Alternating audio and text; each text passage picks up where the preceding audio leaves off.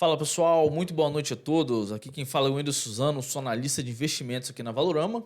E hoje vamos falar um pouco sobre o que aconteceu no mercado. Hoje, véspera aí de Copom, na verdade, véspera não, hoje é dia de Copom. Vai sair daqui a pouquinho aí. Era para ser às 6, vai ser às 6h30. Vamos falar como o mercado reagiu, como ficou as expectativas do mercado para o dia de hoje. Roda a vinheta.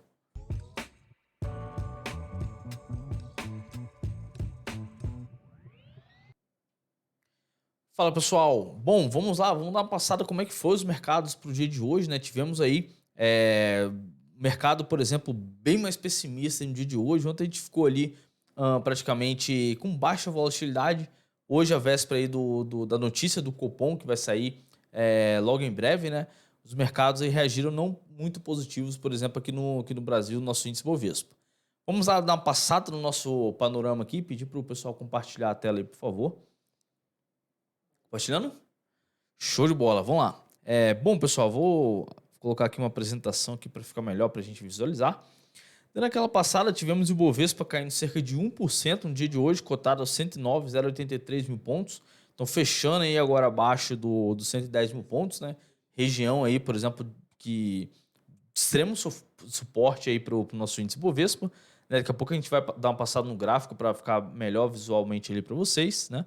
Tivemos também o dólar caindo cerca de 0,70% no dia de hoje, o dólar cotado a 5,23, dólar futuro, né? Se a gente for observar, por exemplo, os DIs, que são os juros futuros, né? Temos os juros futuros de 2026, 2025 e 2024.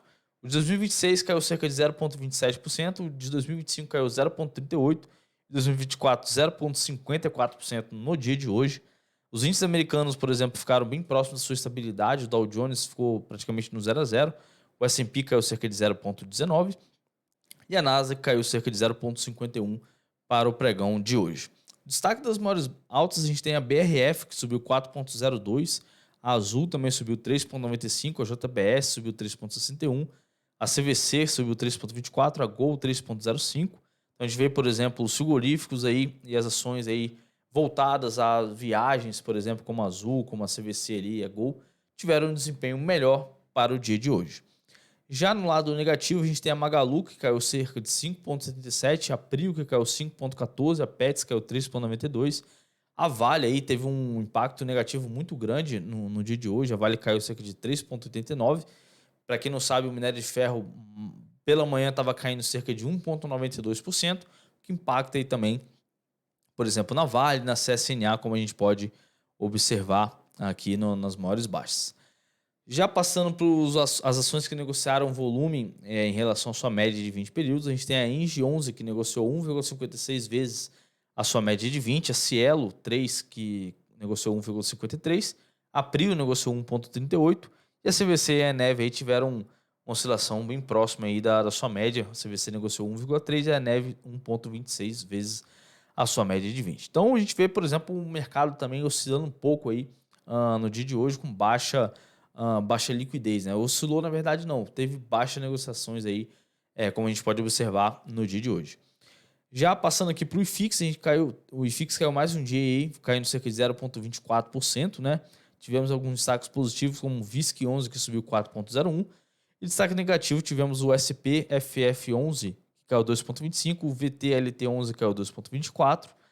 Nos ETFs, a gente tem um Guru 11, que subiu 2,57, o DEF11 que subiu 2,54, o Web 311 aí que subiu 2,08. Então alguns ETFs ligados às criptomoedas aí subiram no dia de hoje.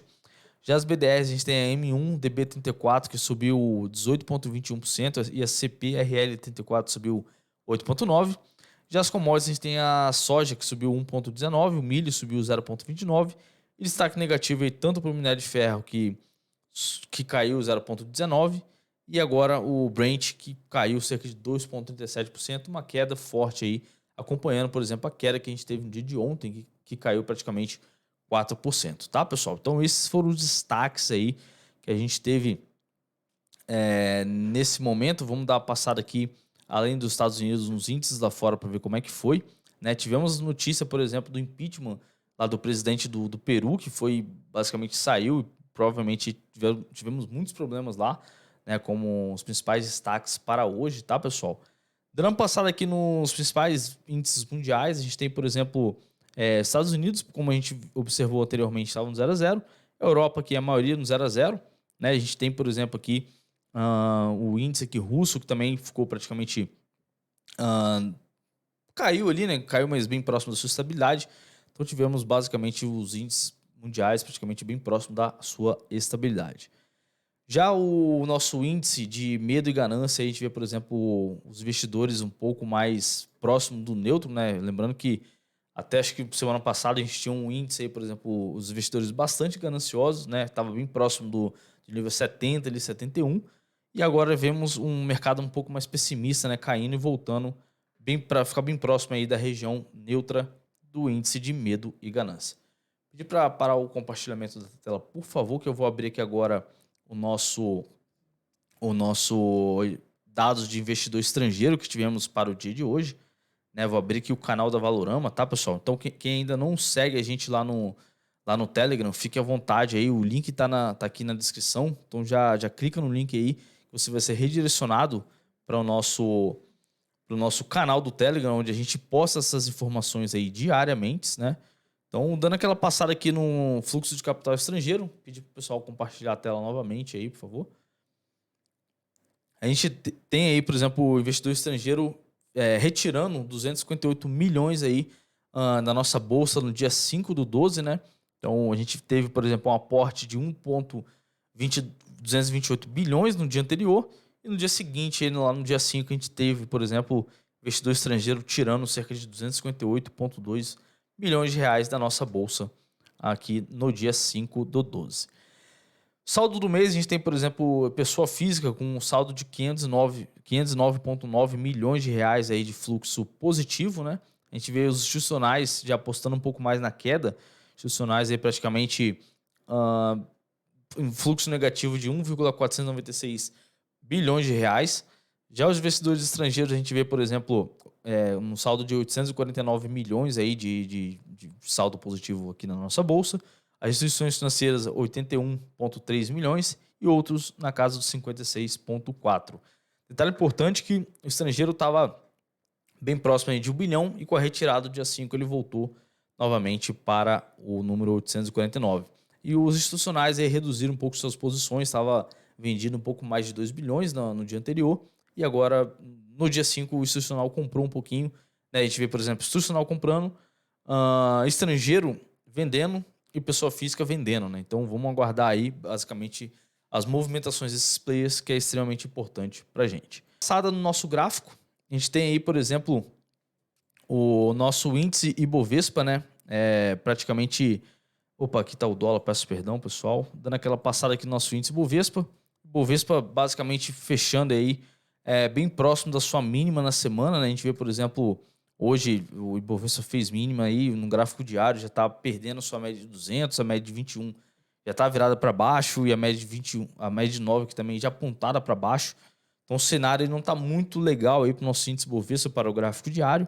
E quando a gente muda aqui para o gráfico semanal, o Ibovespa está perdendo força e não está conseguindo fechar acima da casa dos 112 mil pontos, né, que era o ponto crítico. A gente avisou para vocês, pessoal, tomem muito cuidado nessa região aqui. Vai ter pressão vendedora, vai tentar empurrar o preço aí para baixo, né? E para continuar, para o Ibovespa novamente voltar a ter força suficiente para buscar os 120 mil pontos, ele teria que romper essa região aqui, na minha opinião, é a região mais crítica aí desse momento, que está na casa dos 112 mil pontos aí para o nosso índice Ibovespa. Já por outro lado, a gente tem, por exemplo, um movimento onde o Ibovespa está caindo e o dólar também está caindo, né? O dólar bem enfraquecido no dia de hoje, aí, também caindo em conjunto aí com o nosso índice Bovespa, né? Muito aí também citar pela notícia que vamos ter em breve aí sobre a decisão da taxa de juros do nosso Copom. E se a gente for observar aí, praticamente o dólar foi um dia bastante negativo para o dia de hoje, caiu cerca de 0,81, e vamos ver se vai ter força suficiente para buscar ali a região dos 5,14. A gente está vendo aí um movimento um pouco atípico no mercado. A gente tem um índice Bovespa e o dólar caindo no mesmo dia, caindo forte, né? Caindo um pouco mais de 1%. Então vamos aguardar aí para ver como o mercado vai reagir na notícia aí que vai sair daqui a pouquinho sobre a decisão da taxa de juros, que obviamente vai impactar completamente os mercados. tanto o dólar, tanto o índice e tanto os juros futuros. Bom, pessoal, por hoje é só. Agradeço aí pela você estar assistindo esse vídeo aí. Já deixa seu like, já compartilha o vídeo também. Já se inscreve no nosso canal, é muito importante para a gente aí também, na divulgação do nosso trabalho. Então, um grande abraço a todos e até mais. Tchau, tchau.